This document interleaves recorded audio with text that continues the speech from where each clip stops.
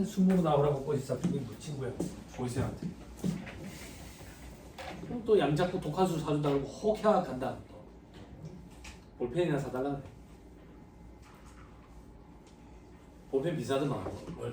언젠가 그 아트박스인가 하는데 그런데 갔는데 제트스트림 값이 많이 올랐더만. 비싸더만. 근데 어쩌겠어요. 남들 다 쓰니까. 국산 마하 있는데 마하 별로 들어. 맞아. 제트스트림 안 쓸 수가 없어. 제트스트림 말고 다른 거 쓰시는 분 있어요? 사라사, 유니볼 다 제트스트림이야. 누가 보면 내가 광고하는 줄 알겠네. 리필 심 하는 거냐? 아 저는 리필 안 되는 걸로 써서 그게 그립감이 조금 더 좋더라고 저는 느끼기에. 그 리필 되는 거는 좀 두껍게 느껴지고. 몇 미리 쓰냐? 어? 0.4. 왜 그래 가는 거 써? 보통 0.5. 보통 0.5. 꾹꾹 눌러서 쓰냐? 그런 애들이 좀 가는 걸 많이 있을 때까지 가는 거. 0.5. 여자애들 중에 0.7까지 쓰는 애들도 본 적이 있는 거 같고. 근데 남자애들이 0.7 쓰면 답안 작성해서 답안이 되게 지저분하게 뭐야? 0.5를 제일 많이 쓰더라. 자, 계속 봅시다. 추가 공제. 말 그대로 추가로 공제해 주는 거야. 말 그대로 추가로 공제해 준다는 얘기가 뭡니까? 위에 기본공제 대상자에 해당하면서 추가로 더해 주는 거야. 위에 기본공제 대상자에 해당하면서 추가로 공제해 준다면 예를 들어서 경로우대자 공제. 기본공제 대상자가 70세 이상이면 100만 원을 공제해 줘. 이건 무슨 말인데? 우리 부모님이 아버지랑 어머니가 계시는데 아버지는 내 입장에서 기본공제 대상자가 맞대. 어머니는 기본공제 대상자가 아니래. 근데 두 분 다 70세 이상이래. 아버지만 경로우대자 공제를 받을 수 있다 그 얘기야. 기본공제 대상자이어야지만 추가로 더 해주는 거야. 됐죠? 70세 이상인 경우에는 경로우대자 공제 해가지고 100만 원. 장애인이 있다. 그러면 돈 많이 들거든. 그래서 200만 원을 추가로 공제해줘. 그 밑에 부녀자 공제. 일단 나 자신이 여자여야 돼. 여자. 여자만 되는 거야. 여자면서 배우자가 있대. 그럼 무조건 해줘. 배우자가 없대. 그러면 기본공제 대상 가족이 있으면서 내가 세대주여야 돼. 됐죠? 그러면 50만 원을 해줘. 50만 원. 근데 이게 한도 규정이 생겨버렸어. 별표시 7번. 단기 종합소득금액이 3천만 원 이하여야 돼. 됐어요? 그리고 동그라미 이번에 배우자가 있는지 부양가족이 있는 세대주인지 여부는 종료일 현재 주민등록 등본, 가족관계 등록부 이런 걸 가지고 따지겠다. 그 실무에서 일할 때 보면 가족관계 등록부를 매년 받아. 다시 왼쪽으로 돌아가서 한부모 공제. 한부모 공제는 여자든 남자든 상관없어. 혼자서 애를 키워. 기본공제 대상 자녀가 있어. 그런 경우에는 100만 원을 공제해줘. 됐죠? 그런데 추가 공제는 말 그대로 추가로 해주는 거기 때문에 중복 적용이 가능해. 그게 무슨 말인데 저희 할아버지가 8월 3일자로 91에 돌아가셨댔다고. 91. 근데 돌아가시기 전에 중풍이 2번 왔었어. 중풍이 2번 오니까 장애인 등급이 나오더라고. 장애인 등급. 8월 3일자에 돌아가셨으니까 12월 31일자 현재 할아버지가 살아 계셔 안 계셔? 안 계시지. 그런 경우에는 사망일 전일 기준에 따른다 라고 돼 있어. 그럼 8월 2일에는 할아버지가 살아 계셨지? 기본공제 150만 원 받을 수 있어. 거기다가 70세 이상이네 100만 원 추가 공제 받을 수 있어. 장애인이네 장애인 등급 200만 원 공제 받을 수 있다고. 추가로 받을 수 있다고. 됐죠? 중복 적용 가능하다. 다만 한부모 공제와 부녀자 공제는 중복 적용 안 돼. 그러면 그 중에 하나를 선택할 수 있나요? 선택 안 돼. 세법에 정해놨어. 중복되는 경우에는 돈이 많은 한부모 공제를 적용하도록 그렇게 정해놨어. 선택 가능하다 이러면 틀린 소리야. 됐죠? 네. 됐습니다. 다 했지? 다 했네. 넘어갑니다.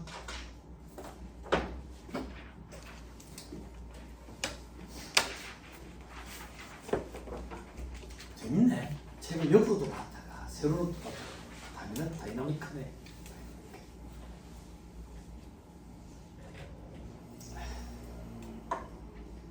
자, 당구장 표시에 인적 공제 관련 추가 정리 사항도 있죠. 시험에 다 나와요. 잘 정리해야 돼. 동거 요구와 무관하게 공제 대상이 되는 자. 즉, 동거를 안 하고 있더라도 내가 부양하는 걸로 봐주겠다. 이런 사람들. 어떤 사람들인데? 배우자, 직계비속 자식 입양자. 됐어요? 어떤 경우인데 만약에 내가 그 뭐라냐 저기 뭐라냐 기러기 아빠라 그러나? 애들 유학 보낸 거? 애들 유학 보냈어. 애들 유학 보내면 엄마가 밥을 좀 해줘야 될 거 아니야. 그러니까 엄마도 같이 갔어. 엄마도 같이 갔어. 그러면 주민등록등록사 혹은 여기 전입신고 같이 하면 되겠지. 동거가족 아니잖아. 그렇지만 내가 부양하는 걸로 봐주겠대. 그 기본제를 받을 수 있도록. 됐죠? 배우자랑 직계비속. 됐죠? 됐나요? 네. 자, 그 다음 동그라미 2번 동거가족이 취약, 질병의 요약, 근무상, 사업상 형편으로 일시 퇴거했대. 이런 경우에도 된다 그 얘기야. 공제를 받을 수 있다. 이건 어떤 거냐면 현업에서 일을 하다 보면 아마 그런 경우를 좀 보게 되는데 그 가족 중에 한 명이 이제 암환우가 된 거야. 암환우가 되면 암 때문에 죽는 사람은 극히 드물거든. 여러분들 아실지 모르겠지만 암 때문에 죽는 사람은 극히 드물고 대부분 다 폐렴으로 죽어. 합병증이 와가지고 폐렴으로 대부분 다 죽는데 아무튼 하고 싶은 얘기는 뭐냐면 암환우가 되는 순간부터 거의 신생아에 가깝도록 관리를 해줘야 돼. 먹는 거, 자는 거 모든 면에 있어서. 그러면 일단 먹는 것부터 관리를 해야 되기 때문에 일반적인 식단 관리랑 다르다고. 그리고 환경도 중요하지. 그래서 보면 밖에 나가 혼자 살아. 원룸 같은 걸 구해가지고 거기에 이제 케어해주는 사람 붙고 케어해주는 사람 붙고 그래서 그럼 따로 살고 있잖아. 그지? 그렇지만 내가 부양하고 있으니까 공제를 받을 수 있다 그 얘기야. 그렇게 해도 관리하기 힘들어. 만약에 집에 애들이 있다, 어린 애들이 있다 이러면 참 힘들다고. 주변에 많은 그런 사람들이 있으면 방을 얻어서 나가는 게 안 낫나. 나가는 게. 가전제품 이런 건 중고로 좀 얻어가지고. 그리고 부모님한테 부탁을 해서 밥을 좀 해달라 해가지고. 저염식으로 바꿔야 되고, 뭐 밥도 어떤 식으로 바꿔야 되고, 식단 자체가 아예 달라지거든. 그러면 오래 살 수 있어. 오래 살 수 있어.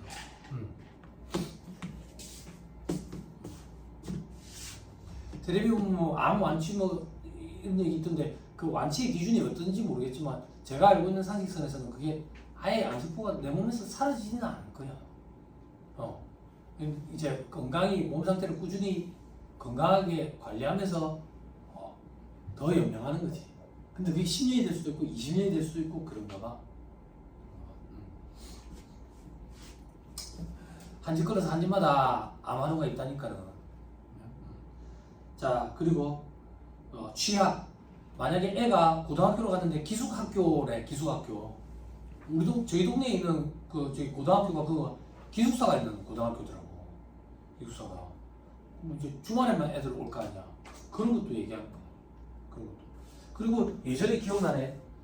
대학 때 되게 친한 친구들 중에 한 명이 그 친구의 여동생이 국제고등학교를 다닌다는 거야. 국제고등학교. 그래서 국제고등학교 뭐 하는 건 나 그때 처음 들어봐가지고. 그랬더니 친구들 그러는 거야. 인문계 과학고라고 그러는 거야. 인문계 과학고. 그런 게 있냐고 몰랐다고 보니까 주말에만 집에 온대. 주말에만. 그래 얘가 얼마나 공부를 잘하는데 그러니까 수능 전국 모의고사를 보면 영어가 전국 4등이래. 그 내가 궁금해서 물어봐서 영어가 전국 4등이면 영어 실력이 어느 정도인데? 그랬더니 유승준 영어 랩을 받아 적는데. 그래서 그런 게 전국 4등이냐? 이랬던 기억이 나. 국제고등학교 어디 있는지 모르겠어요. 국제고등학교 알지 너희는? 많이 들어봤지? 나 그런 거 처음 들어봤어. 그냥 특수목적고 하려면 무조건 과학고. 내가 중학교 2, 3학년 때 그 민족사관고등학교가 생겼어. 파스텔에서 하는 거. 파스텔. 그는 중학교 때 상위 1%에 있는 애들이 지원을 준비했고 상위 3%까지는 이제 과학고 준비하고 막 이랬었어. 그래서 국제고는 처음 들어봤었어. 근데 그게 인문계 뭐 과학고라고 그러더라고.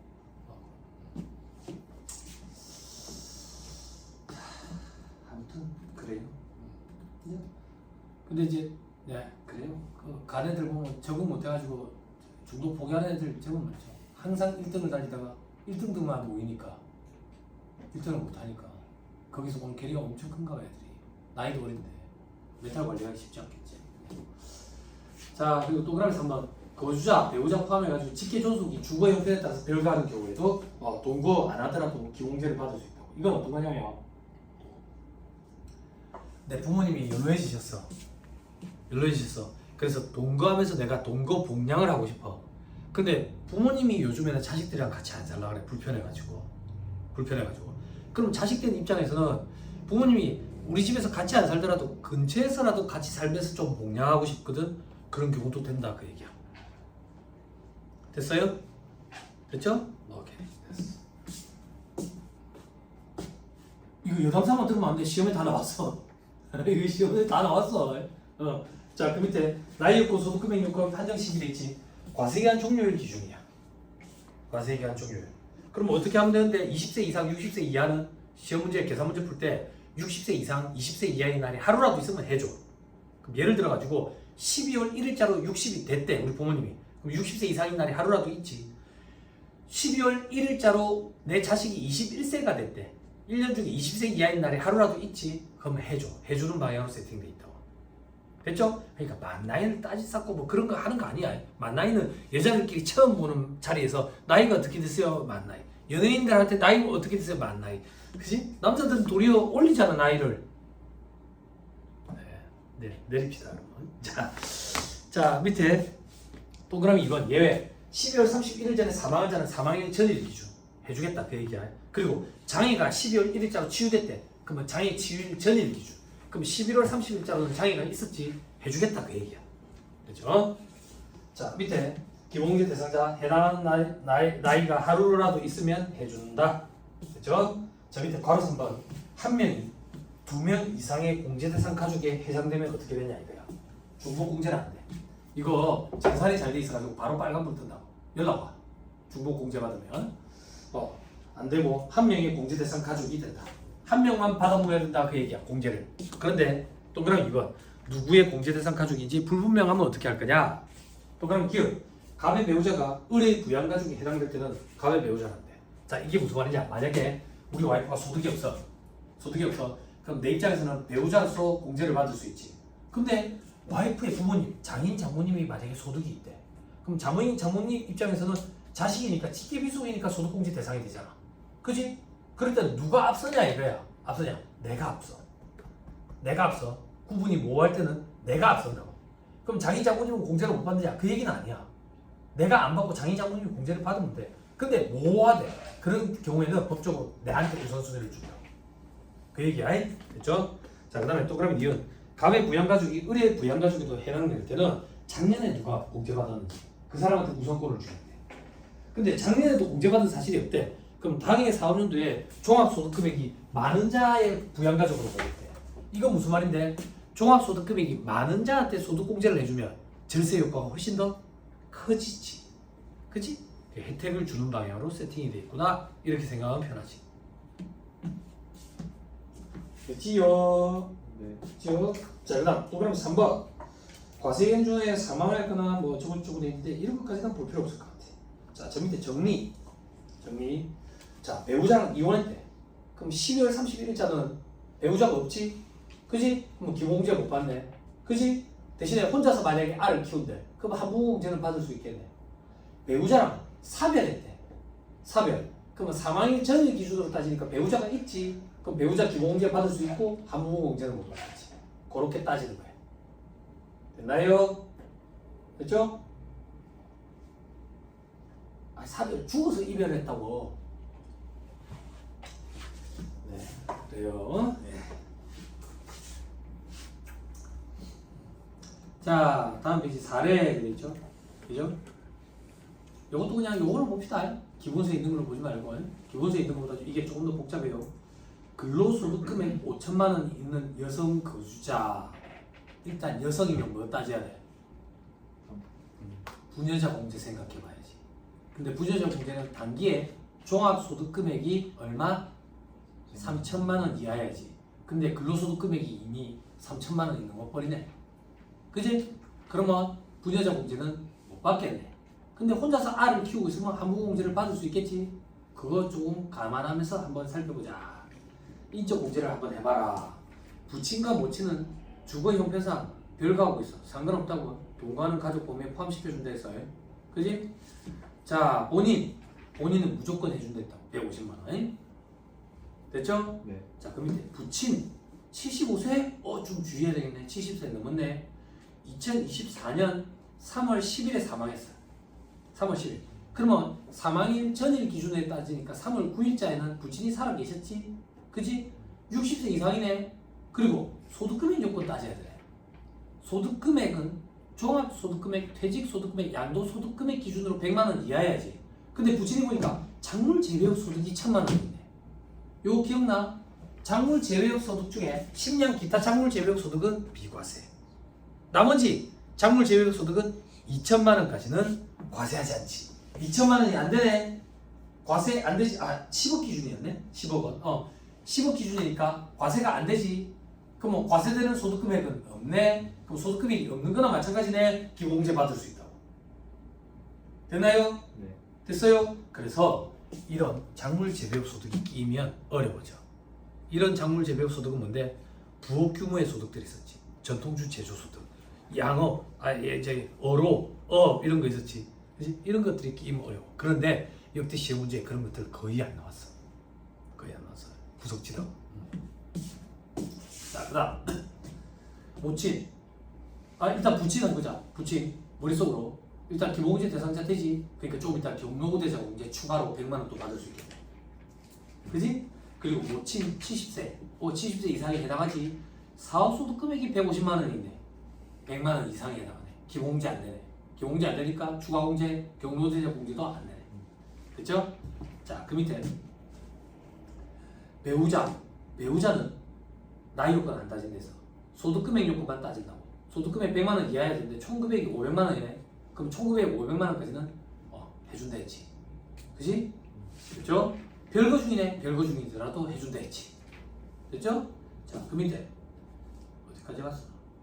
장남 21세네. 안 되지. 장애인 있네. 장애인은 나이 요건을 따지지 않지. 소득금액 요건만 따지지. 근데 양도소득금액이 100만 원이네. 100만 원 이하에 해당하네. 그럼 없는 거랑 마찬가지네. 그러면 기본공제 해주지. 근데 아까 장애인이라고 해서 장애인은 추가공제 또 200만 원 해주지. 됐나요? 네. 됐어요? 자, 그 밑에 장녀 19세네. 19세. 그지? 그럼 20세 이하 맞네. 소득금액 요건 100만 원 이하 따져야 되는데 보니까 장녀는 슬롯머신 당첨금품이 있네. 그지? 슬롯머신 당첨금품. 슬롯머신 당첨금품은 아까 어떻게 하기로 했지?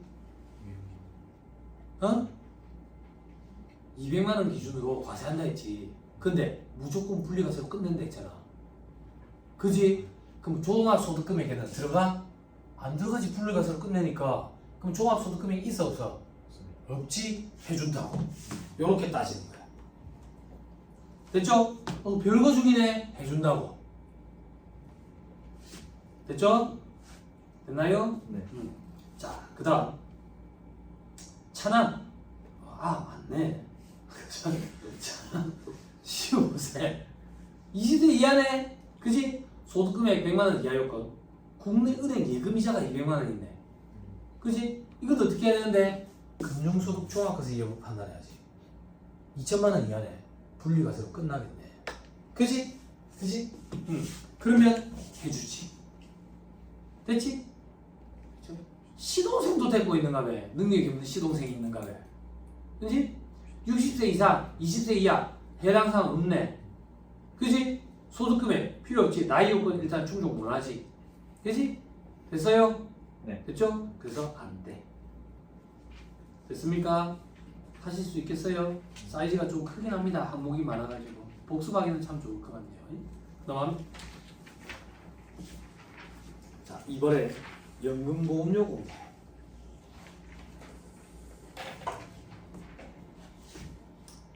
자, 연금보험료 공제. 종합소득 있는 거주자가 돼 있죠. 그죠? 종합소득 있는 거주자가 그죠? 공적연금 기여한 거 전에 딱 공제된다. 됐나요? 조금 어려운 것부터 봅시다. 밑에 인적공제, 연금보험료 공제, 주택담보 노후연금 이자비용 공제 아직 공부 안 했지만 특별소득공제, 조특법에 따른 소득공제 합한 금액이 종합소득금액을 초과하네. 그게 무슨 말인지 봐봐. 요 소득금액보다 소득공제 금액이 더 크대. 그러면 없는 걸로 보면 되지. 그지? 마이너스로는 안 한다고. 없는 걸로 봐. 없는 걸로. 그런데 뭘 주의해야 되는데 이때 초과할 때는 초과하는 금액을 한도로 연금보험료 공제를 받지 않은 걸로 보겠대. 됐어요? 칠판. 요 소득금액만큼 소득금액보다 소득공제가 더 많아. 그럼 마이너스는 없는 걸로 보면 되지. 그지? 그래 안 그래요? 소득공제가 초과한다고 소득금액을 초과하는 부분을 뭐가 먼저 구성한 걸로 보겠냐 이거야. 연금보험료 공제가 구성한 걸로 보겠다 그 얘기라고.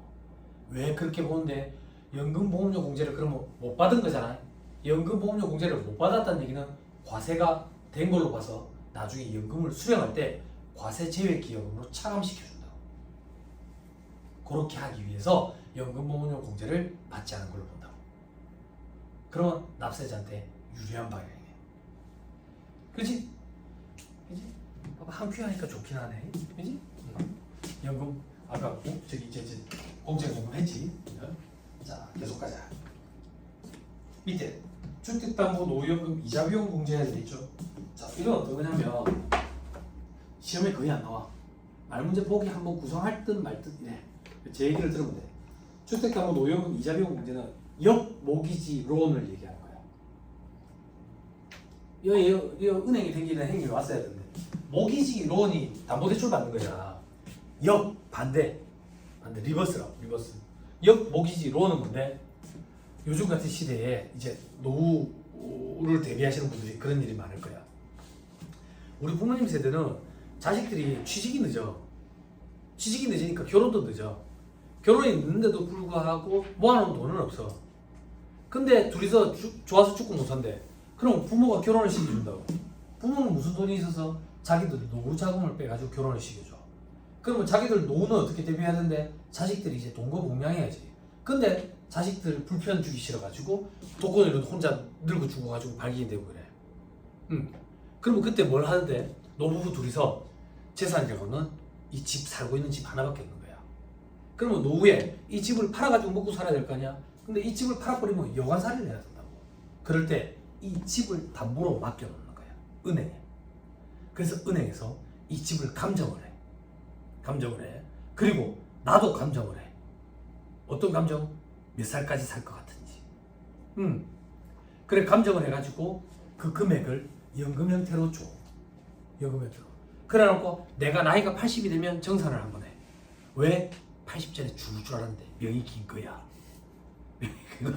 그럼 한번 정산이 이루어진다. 정산이. 그래가지고 내가 만약에 죽잖아. 죽으면 그동안 지급한 금액 그리고 집을 팔아서 정산을 해. 그래가지고 상속되는 금액 이런 식으로 한다고. 이게 역모기지 론이야. 주택담보 노후연금이라고. 앞으로 우리가 연로해지는 시대가 오면 그때는 아마 이런 걸 많이 하지 않겠어?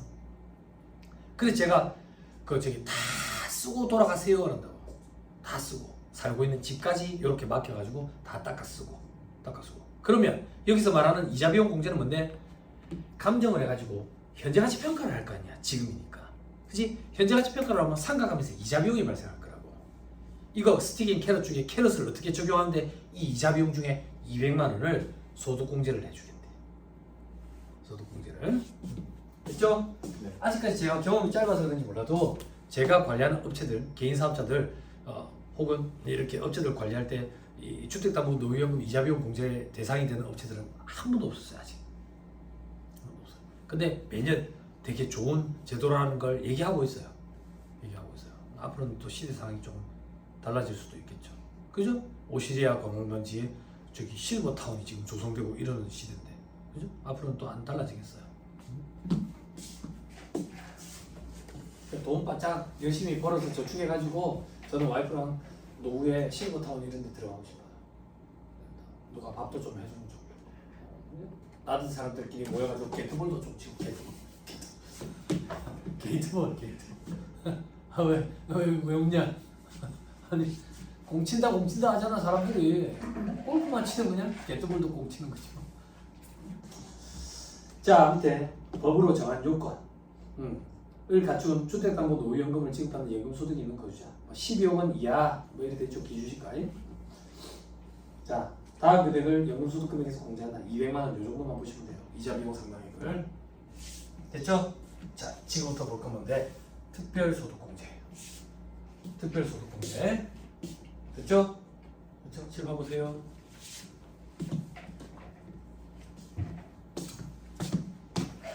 소득공제 차감하고 값표가 나오면 됐어요.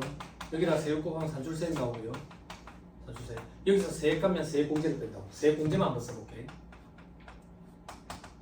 세액 공제.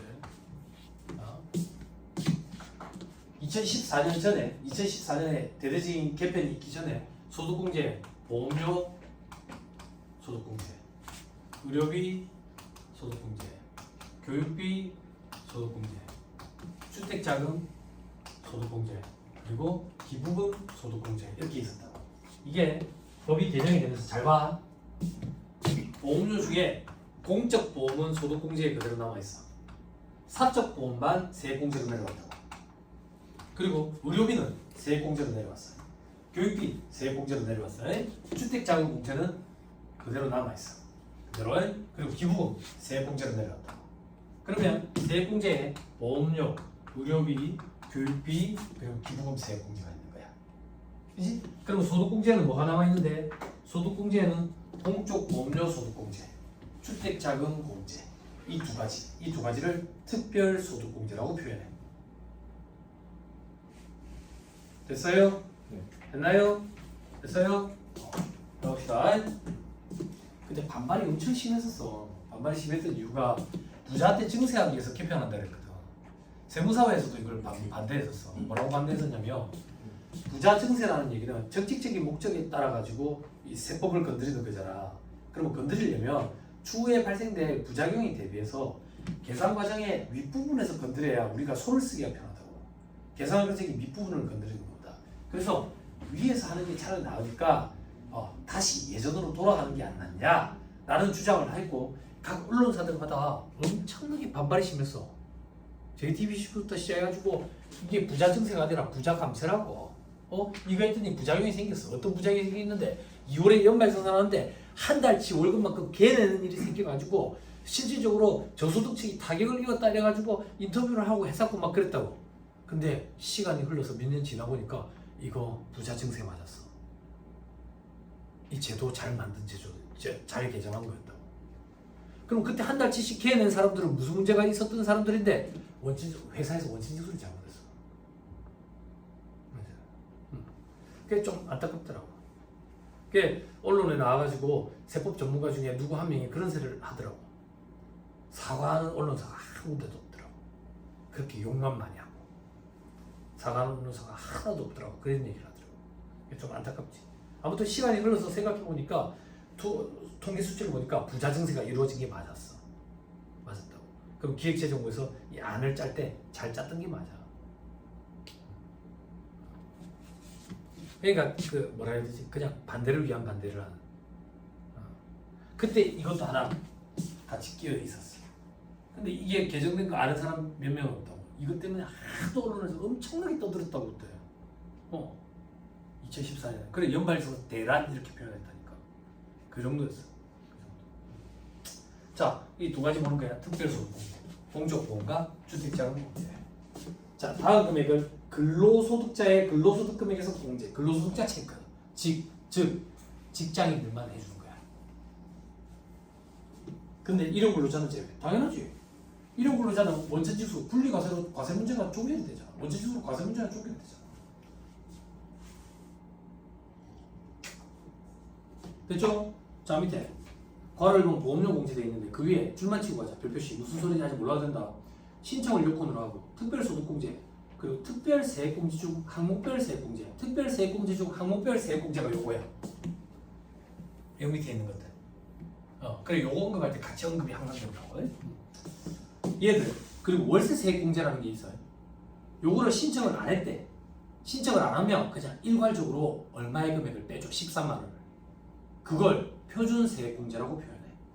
그래서 그걸 신청 안 하면 그 밑에 줄에 표준세액공제를 공제한다. 나중에 표준세액공제에 대해서 배워요. 됐죠? 됐죠? 자, 그 밑에 이제 보험료 공제가 뭐냐? 근로자가 부담하는 그래 근로자들만 해주는 거야. 건강보험, 고용보험, 노인장교양 국민연금 왜 빠졌는데 연금보험료 소득공제로 해주니까. 됐죠? 한도 없이 전액 공제한다. 자, 그 밑에 주택자금공제 돼 있죠? 그죠? 선을 딱 그을 거예요. 어떻게 선을 긋는데? 엄청 복잡해요. 엄청 복잡해요. 실무 강의할 때는 조금 구체적으로 보는데 수업 목적으로는 간략히 오는 거예요. 2차 때는요. 2차 때는 또 개정이 또 돼 있을 거예요. 해마다 개정이 되니까. 그때는 조금 더 자세하게 보세요. 자세하게. 지금은 수박 거달기 식으로 볼 거예요. 자, 어떻게 조투법이 같이 끼어 있어서 주택자금공제는 세 가지로 구성이 된다 이렇게 생각하면 돼. 첫 번째가 뭔데? 주택청약종합저축 납입금액, 청약저축 불입한 거 있죠. 그죠? 두 번째는 국민주택 임차자금의 원리금 상환금액. 국민주택을 빌린다고 전세로. 그럼 전세 대출을 받겠지 은행에서. 전세 대출을 받았을 때 갚는 금액 얼마를 갚는데? 원금도 갚을 거고 이자도 갚을 거고. 원리금 할 때 원자가 원금, 리가 이자. 원금과 이자 갚은 거에 일정 부분을 공제를 해주겠다고. 제일 오른쪽에 장기주택 저당 차입금 이자 상환액 공제. 이거는 집을 사는 거야. 집을 살 때 담보대출을 받는다고. 장기로. 그랬을 때 이자 갚은 것만 대상으로 한다고. 원금은 안 되고요. 이렇게 세 가지로 구성이 돼. 세 가지로 구성이 되는데 주택 청약 종합저축 납입금액 그리고 국민주택 임차자금 원리금 상환금액 요거에 40% 곱해.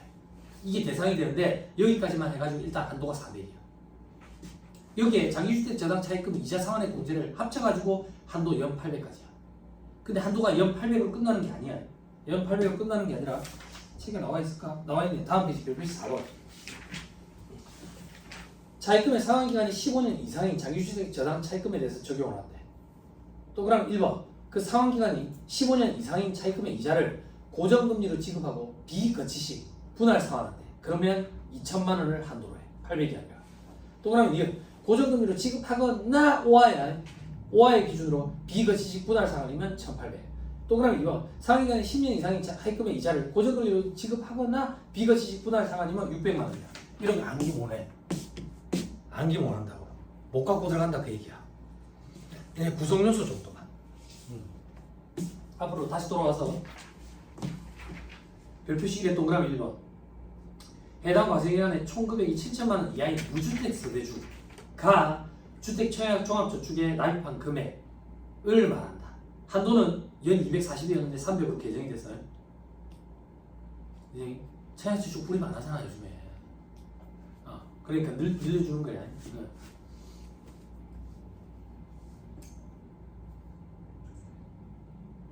됐죠? 동그라미 2번 이런 거 읽지 마. 별표시 2번 이거는 뭔데? 국민주택 임차자금 원리금 상환금액 무주택 세대주 인 근로자가 국민주택 규모의 주택을 임차하기 위해서 했을 때 그 원리금 상환하는 금액을 말한다. 근데 괄호 안에 세대주가 주택자금 공제를 안 받으면 세대의 구성원이 대신 받을 수도 있어. 그 밑에 별표시 3번에 여기서 장기주택 저당 차입금 이자 상환액 공제란 무주택 세대주이거나 1주택을 보유한 세대주야. 그때 기준시가 6억 원 이하인 주택을 취득하기 위해서 담보 설정하고 담보대출 받은 걸 얘기하는 거다 얘기예요. 근데 이때 기준은 무주택 세대주냐 혹은 1주택을 보유한 세대주냐 이 기준은 12월 31일자 기준이야. 그래서 이런 일이 생긴다고. 어떤 일이 생기냐면 1월 1일부터 6월 30일까지는 내가 국민주택에 임차해가지고 살고 있었다고. 그래가지고 원리금 상환액 공제 대상이야. 근데 7월 1일자로 그 주택을 취득하게 됐어. 그러면 12월 31일자로는 1주택을 갖고 있지. 그러니까 무주택 세대주가 아니기 때문에 국민주택 임차자금 원리금 상환액 공제는 대상이 안 돼. 7월 1일부터 12월 31일까지 장기주택 저당 차입금 이자 상환액 공제만 대상이 된다고. 못해요 여러분. 못해요. 그럼 니는 어떻게 하는데? 난 이걸로 시험 강의 하거든. 그래서 그래. 그럼 니는 수업 기간 때도 이렇게 복잡했는데 못 갖고 들어가요. 그렇죠? 실제 시험에서는 복잡하게 나온 적도 있지만 수험생들이 나온지도 모른다. 다른 것부터 풀기 때문에. 그렇죠? 그러면 선을 좀 그어줘라.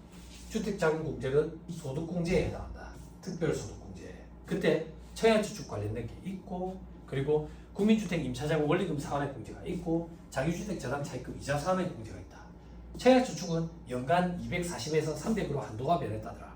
청약저축 가입한 거랑 국민주택 임차자금 원리금 상환과 합쳐서 40% 한도 내에서 공제한다더라. 그 한도는 어떻게 되는데 그 한도가 책에 보면 뭐 300, 400이라고 돼 있는데 이렇게까지는 안 기원한다.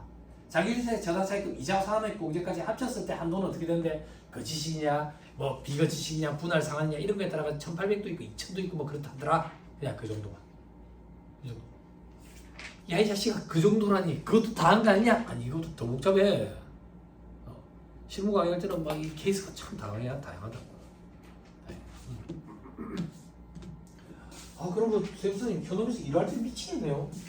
이자 갚고 뭐 이런 거 어떻게 서류 다 떼와요? 연말정산 간소화 서비스에 다 떠. 은행들이 이거를 다 국세청에다가 저기 제시하도록 돼 있어. 네, 다 떠.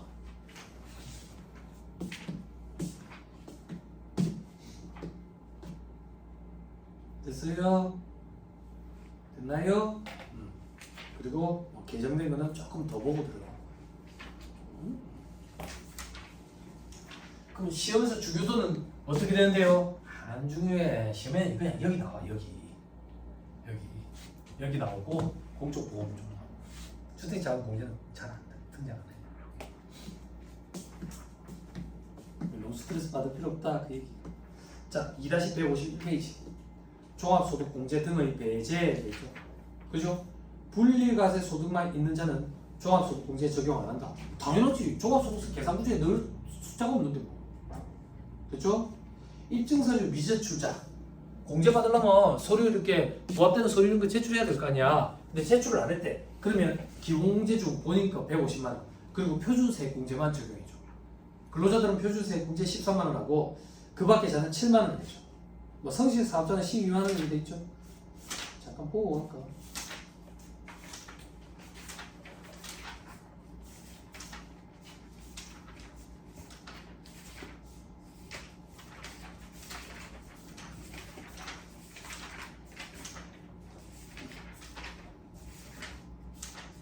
도하나 좀 도와주라. 피곤한지 이제 눈에 잘 안 보인다. 저 세액공제에 가면 있는데 지나친 것 같다.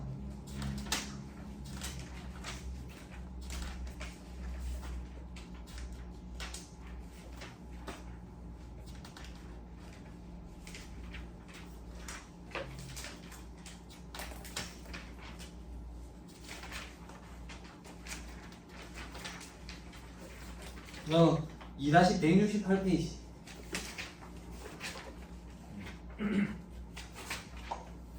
그 앞에서부터 봐야 되겠네.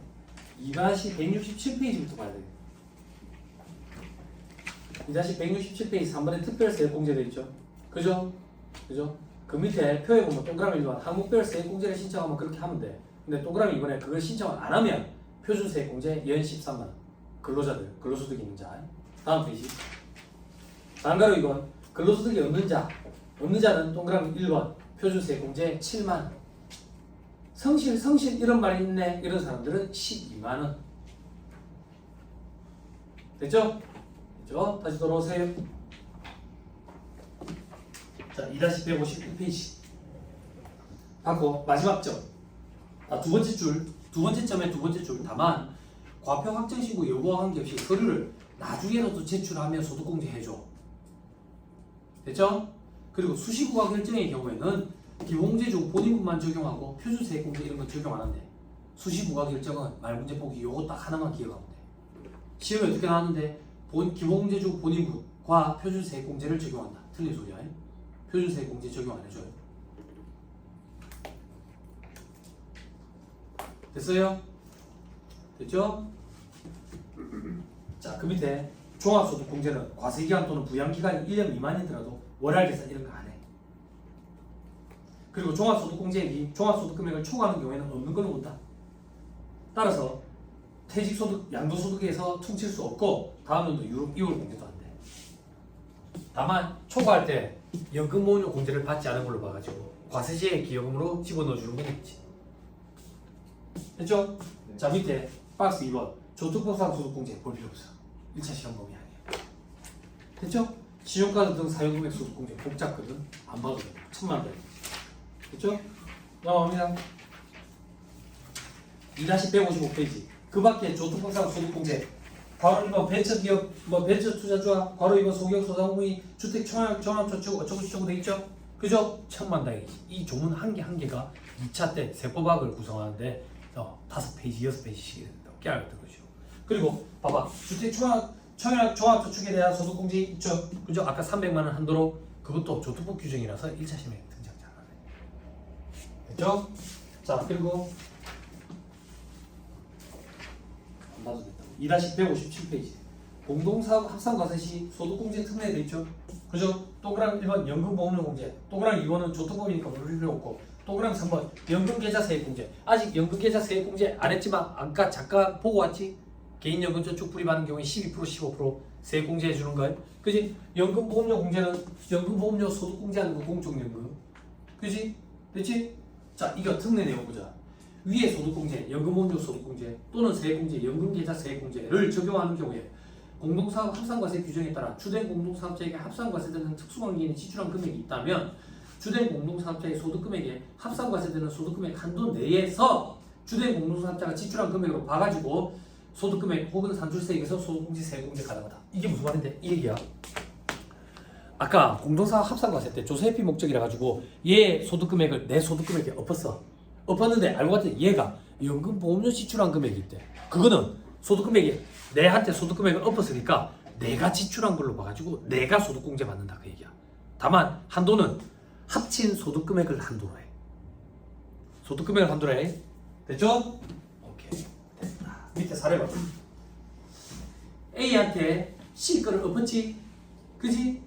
근데 C가 밑에 별표시에 만약에 C가 250원의 국민연금을 지출했대. 그러면 연금보험료 공제는 A가 대신 받아. 근데 한도는 합친 200이라는 소득금액을 한도. 됐나요? 합리적이죠? 이건 말문제 보기를 구성한다. 다음 페이지. 소득세, 소득공제의 종합한도. 거주자의 종합소득에 대한 소득세를 계산할 때 다음 중 어느 하나에 해당하는 공제금의 합계액이 2,500만 원을 초과할 때는 없는 걸로 본다. 다음 중 어느 하나에 해당하는 공제금액이 뭔데? 동그라미 1번부터 7번까지. 이거 암기 못해요. 그냥 한도가 있다더라. 조금 더 하실 수 있으면 2,500이 한도라던데 요 정도만.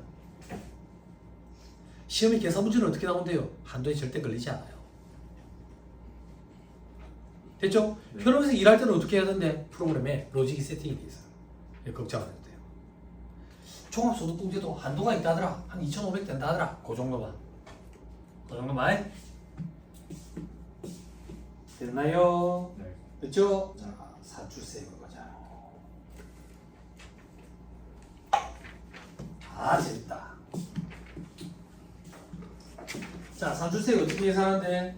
기본세율 적용한다. 그 앞에 기본세율 어떻게 적용하는데? 6, 15, 24, 35, 38, 40, 42, 45% 구간이 있다. 올해 개정된, 작년에 개정된 게 뭔데? 1200까지 6%였는데 1400으로 바뀌었고 4600까지 15%였는데 5000으로 바뀌었다. 그렇죠? 근데 수험생들은 이걸 암기 안 하고 밑에 있는 동그라미 이번에 간편법 속상표를 암기해간다. 속상표. 속상표는 어떻게 하는 건데? 이런 거다. 만약에 과표가 2천만 원이면 1400까지는 6% 곱하고 1400을 넘은 600만 원은 15%를 곱하거든. 근데 속상표는 그렇게 안 하고 그냥 2000만 원 곱하기 15% 하고 126만 원을 뺀다. 됐어요? 네. 뒤에 빼는 이 금액을 누진공제액이라고 표현해. 누진공제액 달라졌다고요? 달라졌다고요? 구간이 달라졌어. 과거에는 108만 원이었는데 126만 원으로 바뀌었어. 됐죠? 그리고 522만 원이었는데 576만 원으로 바뀌었고. 됐죠? 그럼 이거 암기해야 되나? 니는 암기하나? 암기했었죠. 그죠? 여러분들은 암기해야 돼요. 암기해야 돼요. 야, 니는 머리가 그렇게 좋았냐? 이걸 어떻게 암기했었는데? 제가 시험장에 들어갈 때는 구간이 이렇게 많지 않았어요. 많지 않았어요. 그럼 수험생 여러분들한테 이걸 암기하라고 좀 무리라는 거 알아요. 그렇지만 봐봐. 1400까지 6%, 5000까지는 15% 곱하고 누진공제액 126만 원, 8800까지 24% 곱하고 576만 원, 1억 5천까지는 35% 곱하고 1544만 원. 여기 정도까지만이라도 암기를 좀 하셨으면 좋겠어요. 그럼 암기를 안 하면 못 푸냐? 시험 문제에 주어져요. 구간이. 그럼 구간 주어지니까 하면 안 돼? 그런데 속상표에 의한 구간은 잘 안 주어지고 기본 구간이 주어져요. 그럼 이거 할 때 시간이 많이 걸리는 거죠. 그래서 대부분의 수험생들이 요즘에는 1차 수험생들도 요거 속산표를 좀 암기해서 가더라. 근데 과거처럼 다 암기해서 가기 좀 힘드니까 요 정도만큼이라도 좀 해가면 어떻겠냐 그 얘기예요. 됐어요? 네. 됐죠? 이거 합니다. 다음 페이지 특례 1. 금융소득이 있는 경우에 특례에 되어있죠. 자, 약속할게. 요거까지 맞고 오늘 집에 가는 거야. 왜? 요걸 하면 멘붕이 완성이 됩니다.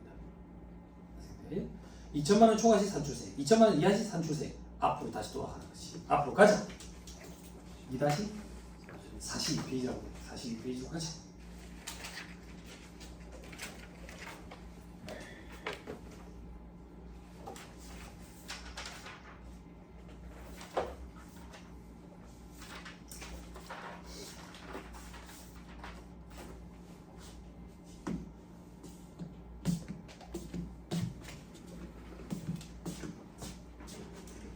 집에 가기 전에 멘붕이 완성이 돼야 돼. 그죠? 그거 한번 멘붕이 완성이 돼.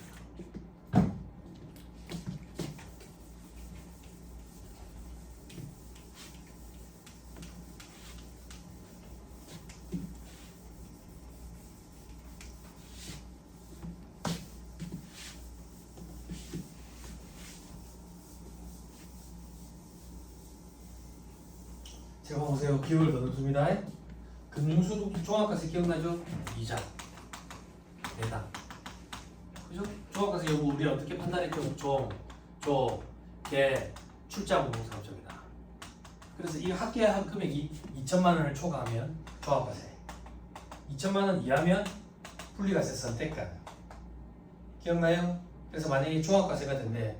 종합과세가 되면 배당소득 중에 그로스 금액을 더해야지. 그지? 그로스를 더해야지. 그러면 종합과세되는 금융소득 금액이 계산이 되네. 종합과세되는 금융소득 금액 더하기 타소득을 더하는 거지. 그지? 그럼 종합소득 금액이 계산이 되네. 우리 방금 소득공제 배웠지. 소득공제 사용하면 이제 과표가 나오지. 과표에 세율을 적용할 거라고. 세율은 어떻게? 기본세율 적용해. 그럼에도 불구하고 2천만 원까지는 뭐라고? 2천만 원까지는 14% 적용하겠다. 그러면 나머지를 어떻게 할 건데? 나머지 이렇게 표현하자. 과표에서 2천만 원 뺀 거. 요거에 기본세율 적용한다. 됐나요? 이렇게 산출세 계산하는 게 원칙이야. 원칙이요. 그런데 한도라고 표현하면 좀 그렇고 비교하는 세액을 갖다 대. 그래서 둘 중에 큰 거예요. 졸면 안 된다. 엄청 중요하다. 근데 이 비교하는 세액을 비교세액이라고 표현해.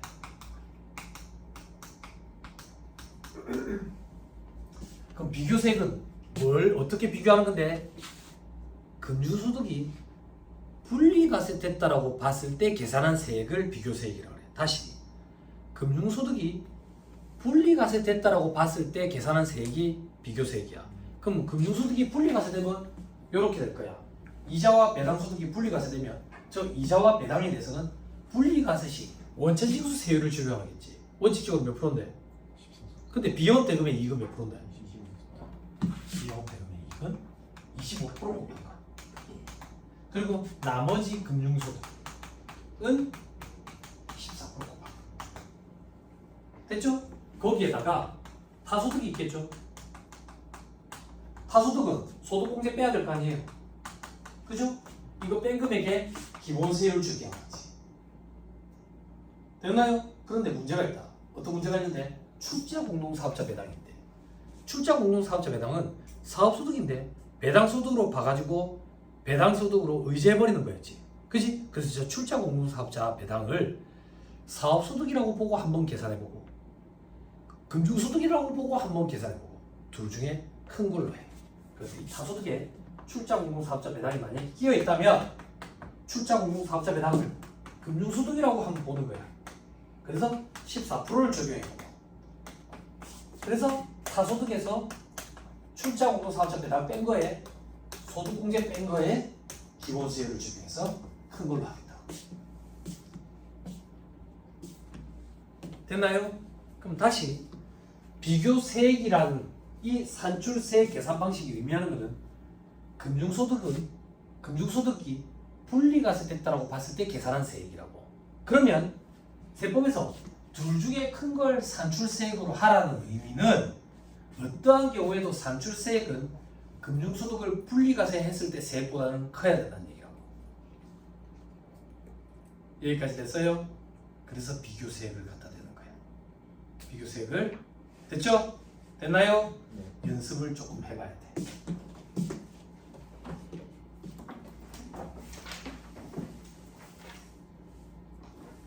책에는 너무 숫자만 달랑 있어가지고 기본서네.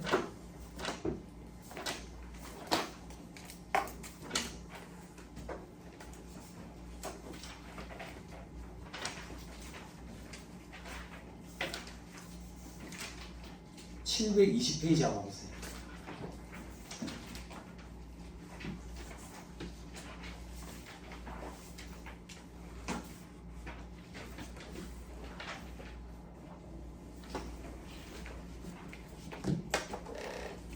왔나요? 네. 왔어요. 자, 한번 해볼게.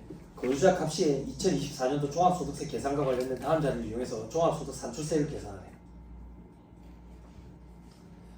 제시된 금액 원천 지출 금액이네. 됐죠? 자, 소득 내역 이렇게 돼 있죠. 그죠? 금융기관으로부터 받은 이자. 금융소득이네. 비용 대금액이 출자공모 사업자에다 비상장부인으로 일본으로부터 받은 이자. 동그라미 6번에 사업소득 금액이 있네.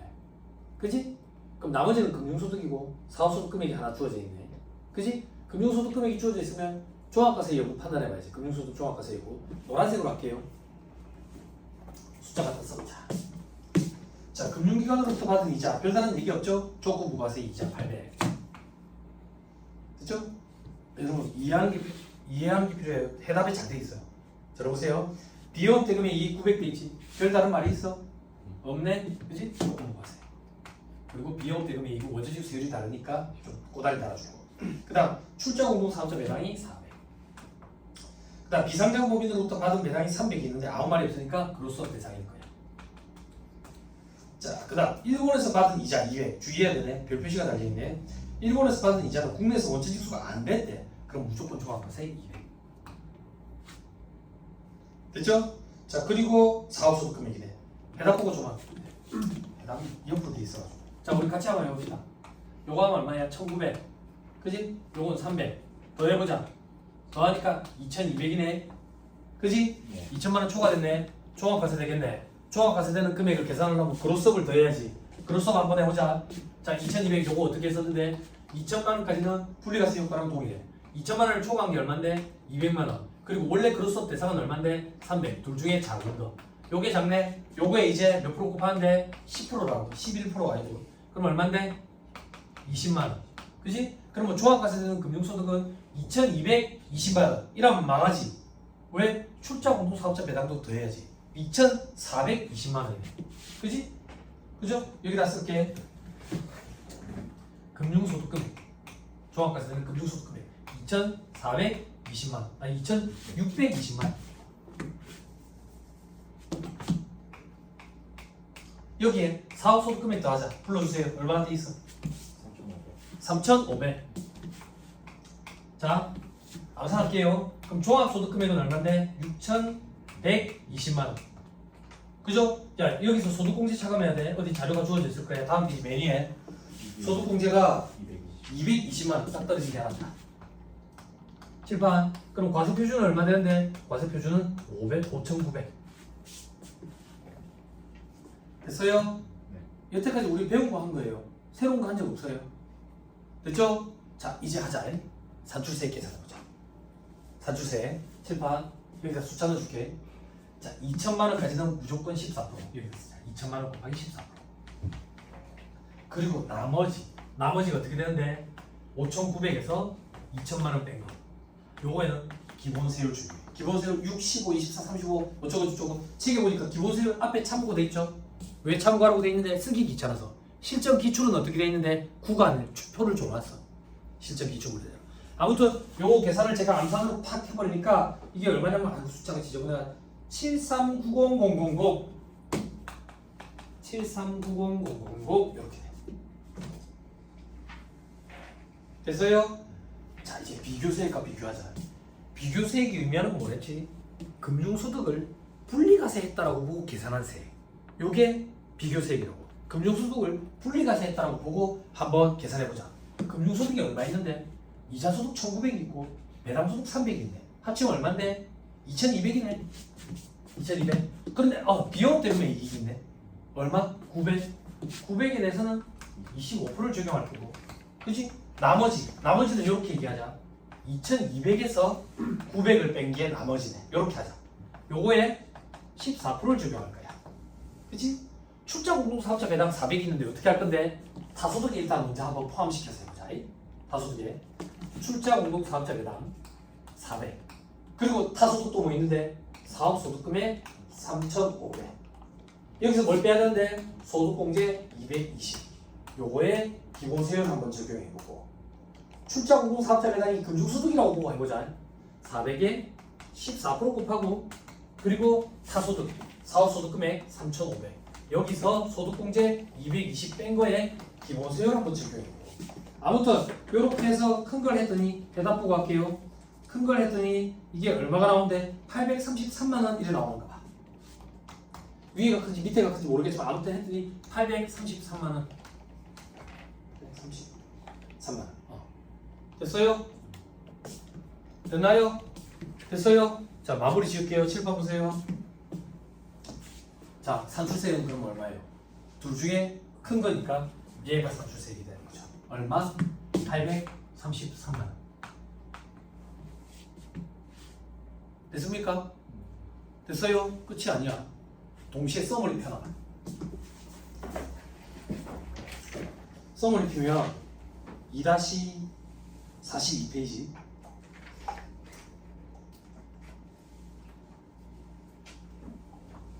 이날 42페이지 저 밑에 괄호 1번에 금융소득 2천만 원을 초과하는 경우 산식 있죠? 우리 여태까지 했어요. 다음 페이지 괄호 2번에 2천만 원 이하인 경우 있지. 2천만 원 이하인 경우는 별도의 산식을 암기할 필요 없이 여기 산식에 집어넣으면 2천만 원 이하인 경우도 계산이 돼. 계산이 돼. 출제하시는 교수님들은 이걸 산식을 물어보고 싶거든. 그래서 2천만 원이 넘는 경우를 출제하실 거예요. 물론 우리 객관식 책에는 2천만 원 이하인 경우도 있긴 해. 어떤 케이스가 나올지 모르니까 대비하는 차원에서. 근데 100문제를 내라면 99문제는 2천만 원 초과하는 걸로 나올 거라고. 근데 우리는 마무리를 지어야 돼. 어떤 마무리? 그 밑에 5번 봐봐. 금주소득 관련 세액공제, 외국납부 세액공제 아직 공부 안 했어. 괄호 이번에 배당세액공제 해야지. 배당세액공제가 근데 앞에서 이중과세 조정해 줬잖아. 이중과세 조정을 어떻게 해줬는데 그로스업이라는 금액을 더해서 세부담 전으로 돌려놓고 세금 계산을 하고 그 세금 밑에서 기납부 세액 형태로 빼줘야지. 근데 기납부 세액으로 빼주는 게 아니라 배당세액공제로 빼준다 했지. 그지? 배당세액공제를 여기서 빼주고 올 거야.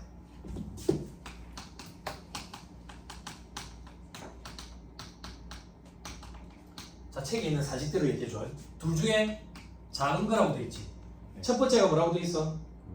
그로스업. 그로스업 아까 얼마 했어? 20만. 얼마 했어? 20만 20만 원. 그리고 두 번째 산식 불러줘. 뭐에서 뭘 빼라고 돼 있어? 산출세액에서 비교세액 빼라고 돼 있지. 칠판.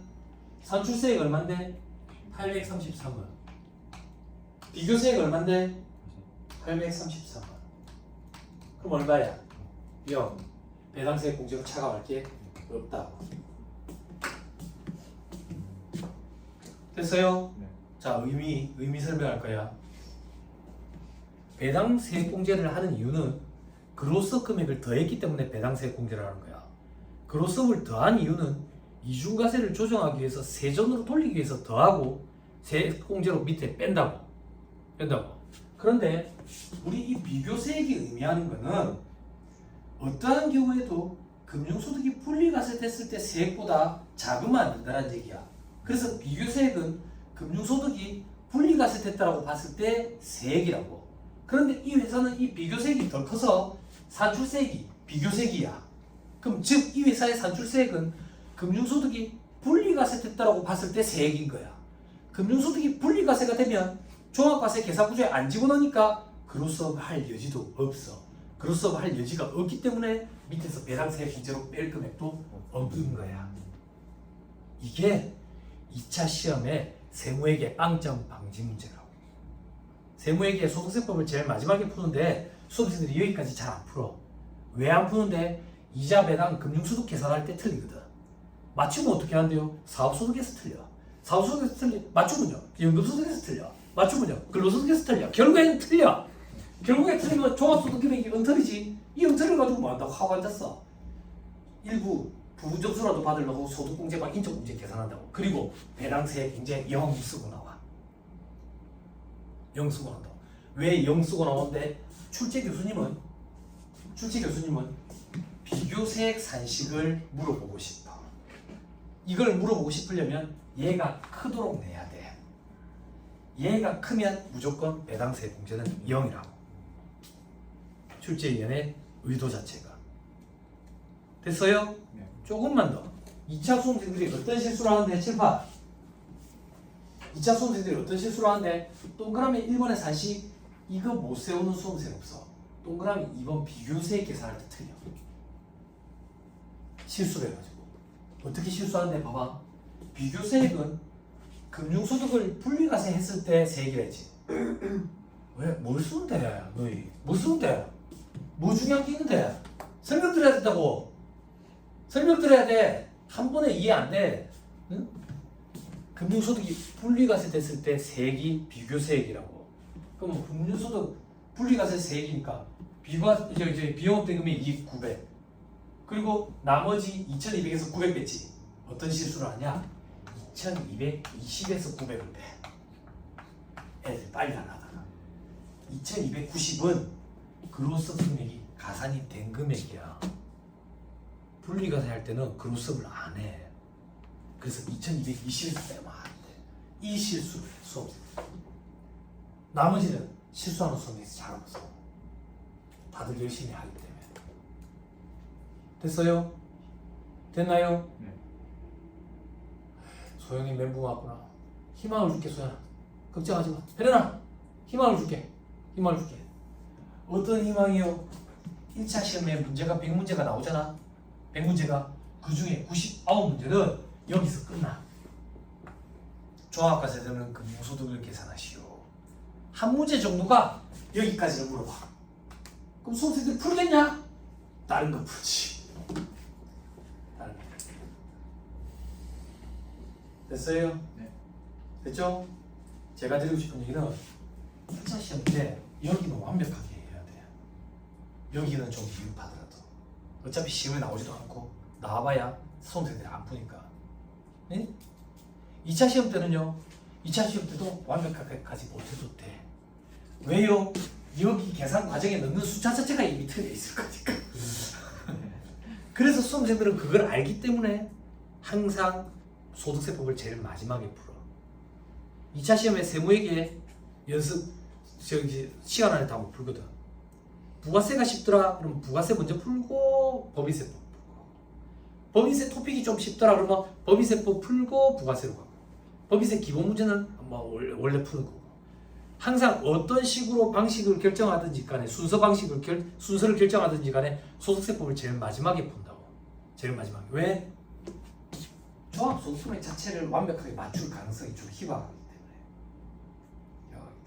그럼에도 불구하고 수험생들이 요거 건드린다. 소득공제 일부 점수 받으려고. 그리고 다음 시간에 할 이거 세액공제 건드린다. 그리고 배당세액공제 0 쓰고 나온다. 이 계산을 하지도 않아놓고 배당세액공제 0 이래 쓰고 나온다. 이게 빵점 방지용 문제지.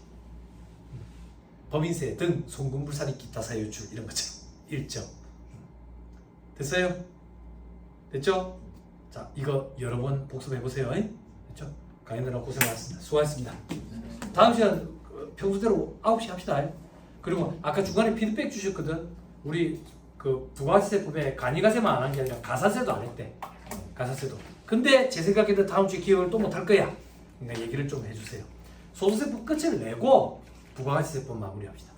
강의느라 고생 많았습니다. 수고하셨습니다. 감사합니다. 네.